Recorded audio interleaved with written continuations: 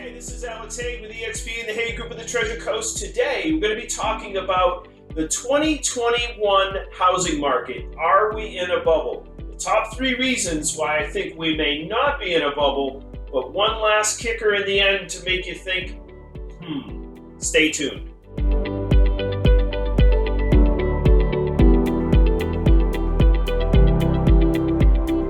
Okay, so I get this question a lot, right? And I also ask myself this question a lot because actually I haven't been in the business now for 20 years. I went through the 2006 explosion and then the aftermath of the 2008 housing crisis, where we literally saw housing prices go down by 50 to 70% in this area. That's right, 50 to 70%.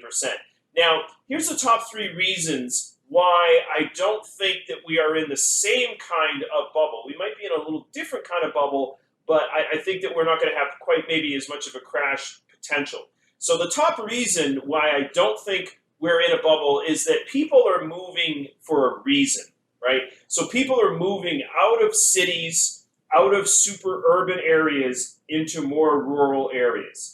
So not only are they moving out of cities into the suburbs, but they're also moving out of cities to other states that they say, hey, we're living at home and working on Zoom all of this time. Why can't we do that in Florida and have a lower tax rate and homestead and all the other reasons why Florida is a great place to live, or Arizona for that matter. So people are moving for a reason, whether it's that they got locked down in a city or that they are moving for a reason because they actually have a job that they finally can go where they really want to go. So that's the top reason, is people are actually moving for a reason. And that blends in really well to the second reason, which is that people are not buying to flip properties now. In 2006, there was people going out and buying 5 to 10 properties, and that's going to get into the third reason here why I don't think that is happening now, or why we're not in a bubble, because we're not being created by speculation. It's not a tulip bulb type thing, if you know what that reference is.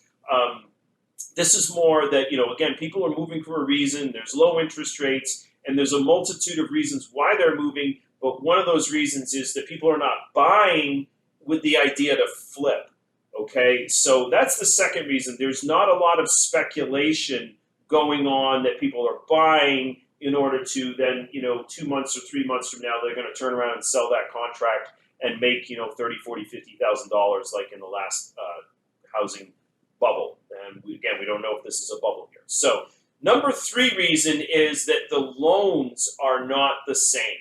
So what I mean by that is that in 2006 and 5, you could literally get a loan with no money down and no documentation and a pretty low credit score. You actually could get a loan if there was people, I don't know if you consider a person who's passed away a person anymore, but there were events of people that were deceased that actually got mortgages. So you cannot go out and get a mortgage now and just, say, hey, I make this much money and, this is, no.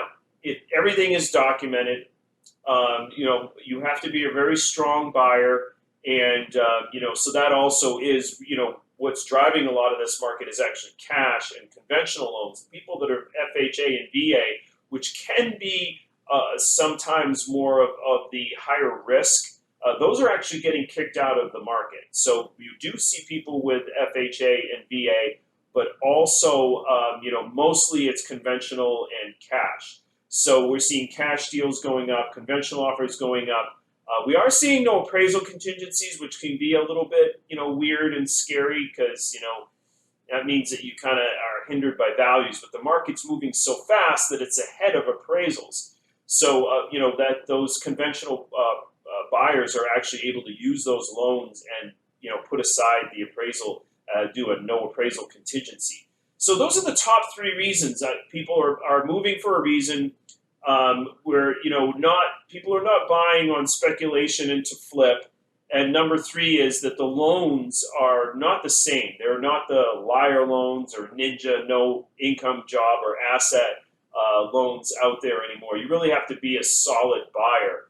So those are the top 3. Now, I'll give this last bit as a bonus round kicker here that, all things that go up in an escalation like this tend to not kind of go even off. So it may happen this time where it eases off. It is going to take a while for this inventory even to come back close to a buyer's market.